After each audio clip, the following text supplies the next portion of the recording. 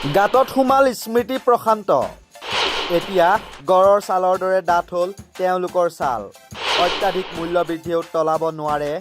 এসময়ত ৰাজপথত বহুৱালি কৰা স্মৃতি প্ৰশান্তক চন 2011-12 চলি আছিল কংগ্ৰেছৰ শাসন চিলিণ্ডাৰ 400-500 টকা পেট্ৰল ডিজেলৰ 50-60 টকাকে আকাশলংঘী মূল্যবৃদ্ধি বুলি ধৰি লৈ জনতাক লগত লৈ সমগ্ৰ দেশতে ৰাজপথ কপাইছিল বিজেপিৰ নেতাকৰ্মীয়ে এসময়ত ৰন্ধন গেছৰ মূল্যবৃদ্ধিৰ বিৰুদ্ধে ৰাজপথত প্ৰতিবাদ কৰি চৰ্চাত আহিছিল বিজেপি নেত্ৰী তথা প্ৰাক্তন কেন্দ্ৰীয় মন্ত্ৰী স্মৃতি ইৰাণী কংগ্ৰেছৰ শাসনৰ সময়ত চিলিণ্ডাৰৰ মূল্যবৃদ্ধি হোৱা বুলি অভিযোগ তুলি হাতত গেছৰ চিলিণ্ডাৰ লৈ ৰাজপথত প্ৰতিবাদ কৰিছিল স্মৃতি বাইদেৱে হাতত চিলিণ্ডাৰ লৈ ৰাজপথত আস্ফালন কৰি কিখন যে নাটক কৰা নাছিল এই বাইদেউগৰাকীয়ে সংবাদমেল সম্বোধন কৰি কংগ্ৰেছ চৰকাৰক গালি পাৰি কি যে কোৱা নাছিল এইগৰাকী বাইদেৱে চৰকাৰক তীব্ৰ সমালোচনা কৰি কংগ্ৰেছৰ নীতিক জনবিৰোধী বুলি অভিহিত কৰিছিল স্মৃতি বাইদেৱে সেই সময়ত অৰ্থাৎ 2011-12 চনত ঘৰুৱা LPG চিলিণ্ডাৰৰ মূল্য প্ৰায় 400 টকাৰ পৰা 500 টকাৰ ভিতৰত আছিল পেট্ৰল ডিজেলৰ দামো প্ৰায় 50ৰ পৰা 60 টকাৰ আশে-পাশে আছিল এই মূল্যবৃদ্ধিক আকাশলংঘী বুলি উল্লেখ কৰি সমগ্ৰ দেশজুৰি প্ৰতিবাদ কৰিছিল বিজেপিৰ নেতাকৰ্মীসকলে সংবাদমেল সম্বোধন কৰিছিল স্মৃতি ইৰাণী বাইদেৱে কিন্তু সময় সলনি হৈছে বৰ্তমান বহু ঠাইত ঘৰুৱা LPG চিলিণ্ডাৰৰ দাম 900 টকাৰ ওপৰলৈ গৈছে আন ক'ৰবাত আকৌ এই মূল্য 1100 টকালৈও বৃদ্ধি পাইছে তদুপৰি সাম্প্ৰতিক সময়ত সমগ্ৰ দেশজুৰি LPG গেছৰ নাটনিয়ে দেখা দিছে ৰন্ধন গেছৰ মূল্য বৃদ্ধি আৰু যোগান সমস্যাই দেশজুৰি দৰিদ্ৰ জনতাৰ জীৱন জুৰুলা কৰি পেলাইছে কিন্তু এই সংকটৰ মাজতো ৰাজপথত আগৰ দৰে প্ৰতিবাদত দেখা পোৱা নাযায় স্মৃতি ইৰাণীক যিগৰাকী নেত্ৰীয়ে এসময়ত চিলিণ্ডাৰ লৈ ৰাজপথ কপাইছিল তেওঁ এতিয়া এই বিষয়ত নিমাতী কন্যা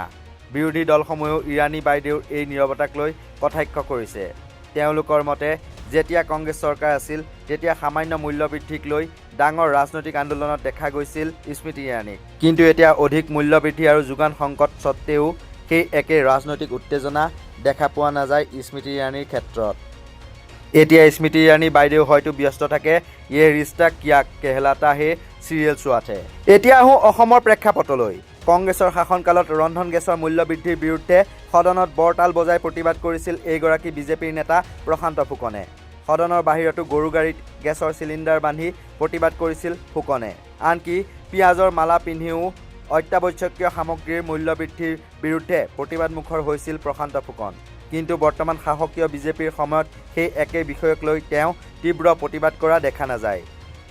তেওঁক এতিয়া মূল্যবৃদ্ধিৰ বিৰুদ্ধে কিবা সুধিলেই মুখত লাগে চেলটেপ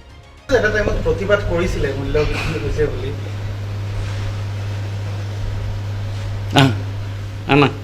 একো নকয় মূল্যবৃদ্ধিক লৈ আন কেতিয়াবা আকৌ সাংবাদিকে মূল্যবৃদ্ধিৰ কথা সুধিলেই খঙত টিঙিৰি তোলা হৈ পৰে প্ৰশান্ত ফুকন আৰু দায়খৰা মন্তব্যৰে লজ্জা নিবাৰণৰ চেষ্টা কৰে মন্ত্ৰীগৰাকীয়ে এইটো অকণমান সুন্দৰতাটো তাৰ ওপৰত থকা চানমাইকাখিনি থকা ভাল আৰে যোৱাকালিও আপোনালোকে মোক মূল্যবৃদ্ধিৰ কথা তেতিয়াহ'লে আপোনালোকৰ আপ টু ডেট প্ৰশ্ন নাই আপোনালোকৰ তাৰমানে আপ টু ডেট আপোনালোকৰ মাৰ্ক আপোনালোকৰ প্ৰশ্ন নাই মই আপোনালোকক কৈছোঁ আপোনালোকে হেলিকপ্টাৰৰ কথা সুধিলে মই আপোনালোকক গ্লেডলি উত্তৰ দিলোঁ হেলিকপ্টাৰৰ কথা মোৰ হেলিকপ্টাৰৰ পাছত আকৌ মূল্যবৃদ্ধিটো কেনেকৈ যোৱাকালি কেলৈ সুধিছিলে মূল্যবৃদ্ধি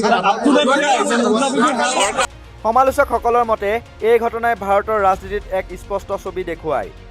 যেতিয়া সমস্যাটো বিৰোধীৰ সময়ত ঘটে তেতিয়া সেয়া হয় ৰাজপথৰ আন্দোলন কিন্তু সেই একে সমস্যা নিজৰ শাসনত পুনৰাবৃত্তি হ'লে সেয়া বহু সময়ত নীৰৱতাতেই সীমাবদ্ধ থাকে বা নিমাতী কন্যাৰ ভাও ধৰে বিজেপিৰ নেতাকৰ্মীসকলে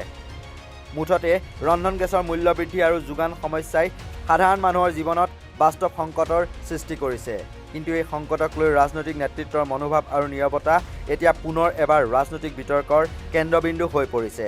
news desk report north east নাও